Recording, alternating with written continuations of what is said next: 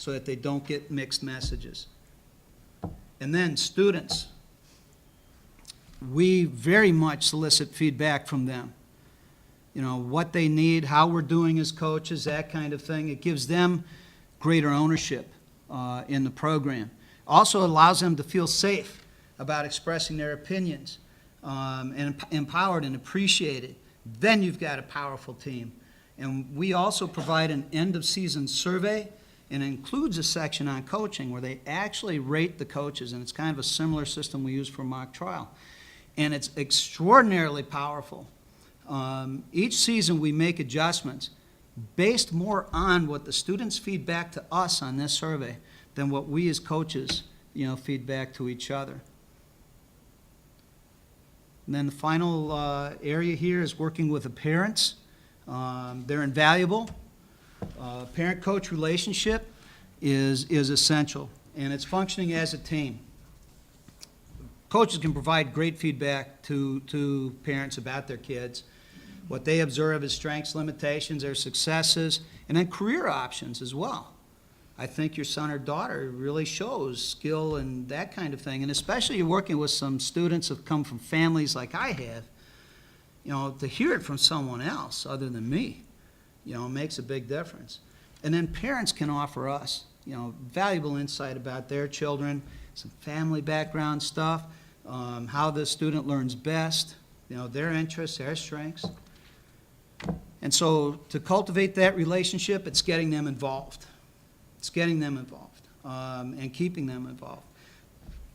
We have, some of our parents have served as case consultants based on, you know, their different backgrounds. They can carry over your instruction at home, help ensure that their child's doing what they're needed to be doing outside of your regular practices.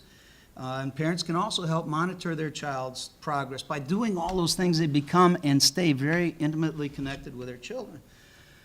So we invite them to everything, and never forget that parents can be powerful allies and advocates, tremendous community resource. Our team just was selected in July to compete at what's called the Empire Invitational, which is a world competition in New York City. We needed to raise quite a bit of money for that in only 2 months' time. And our parents were very much out in front of that effort. They raised over $15,000. And these are parents that don't have much of anything in a neighborhood where there isn't much of anything. But that source of pride, that advocacy, that door-to-door, this is what my son is doing. This is what my daughter is doing. I'm proud of my son. I'm proud of my daughter. You know, we need your help. We want to get you involved. And parents are just extraordinary advocates. And some of you who are in a different setting may be aware that one of the things you can do is you want parents involved. Some parents need to be given very clearly defined roles. When you're talking about knowing your students, you also have to know your parents.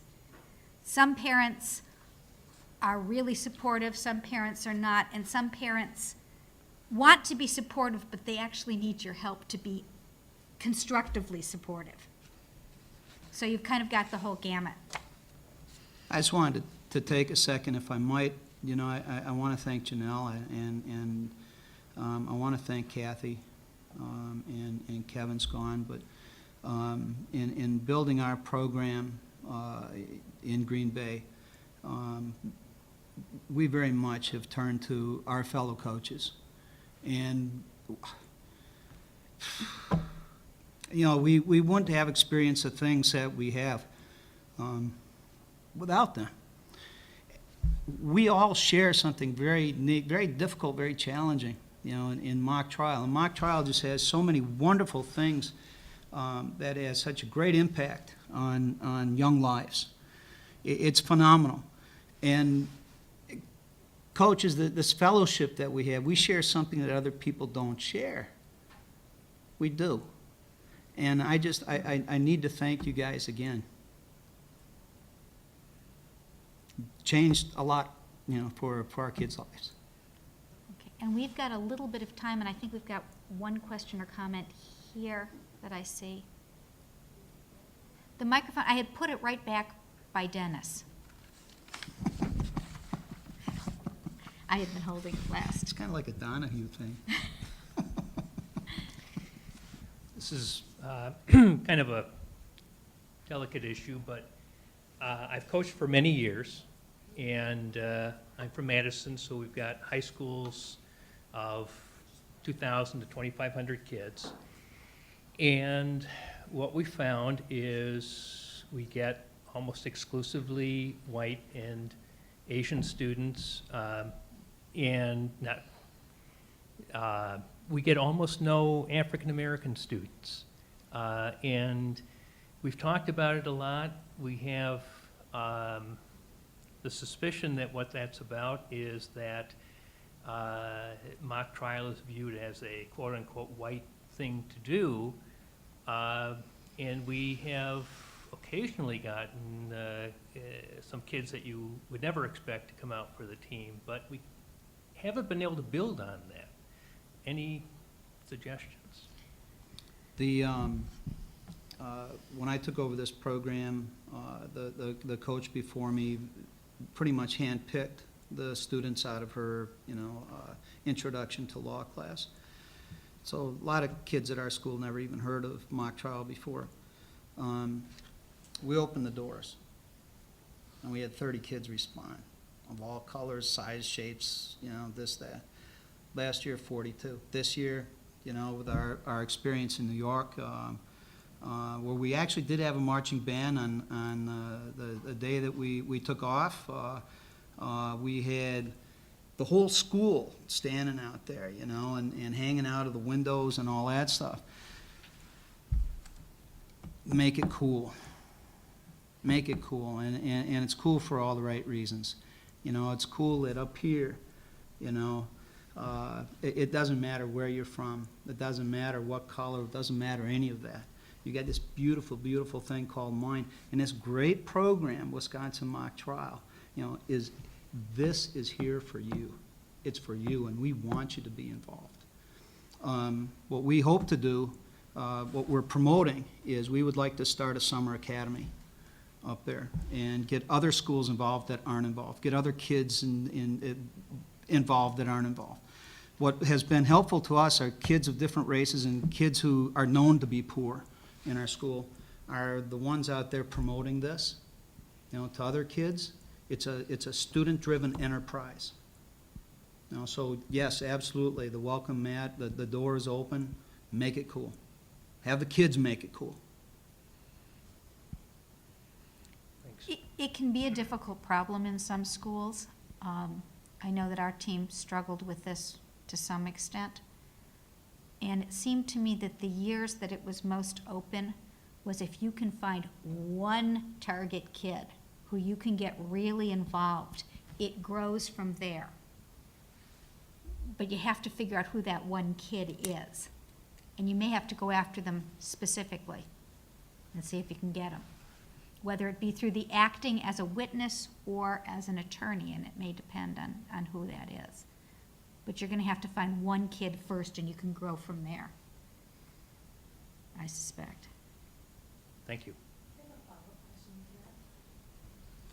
My question would be to the bar on that as well, which is how many African American attorney coaches and how many African American teacher coaches we have, because I think that's something also that we should be reflecting back on ourselves, that if students don't see themselves in the program, then they aren't going to see themselves as necessarily welcome to that program. So that might be something for us as the adults in the program to consider doing some recruitment as well.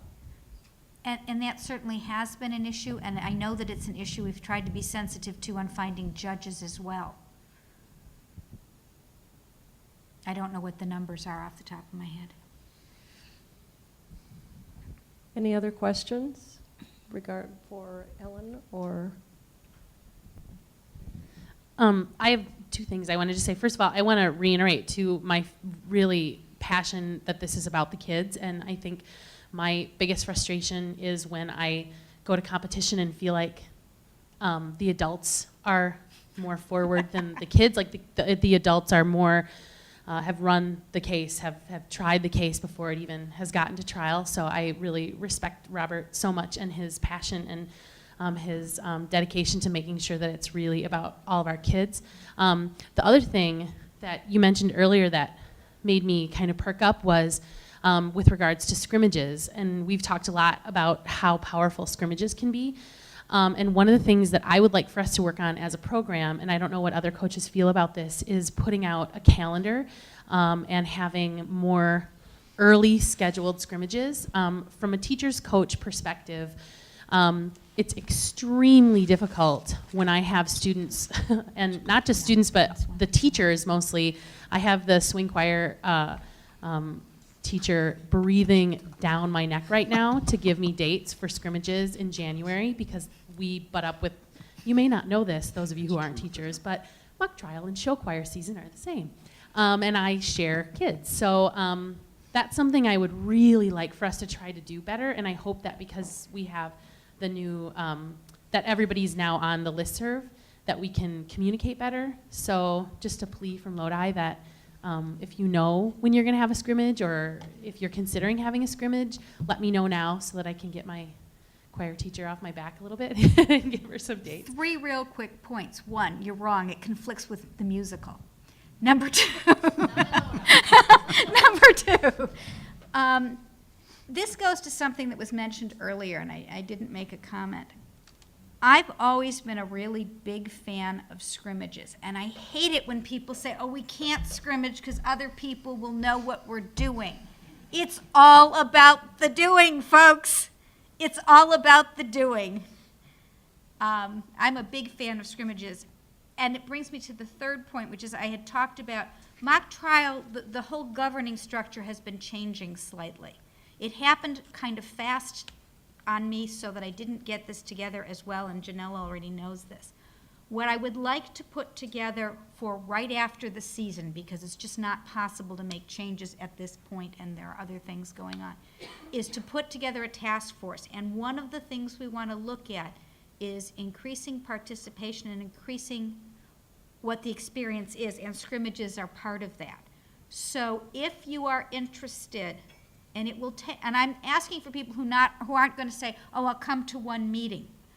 I'm hoping that most of that work will start going on over the summer.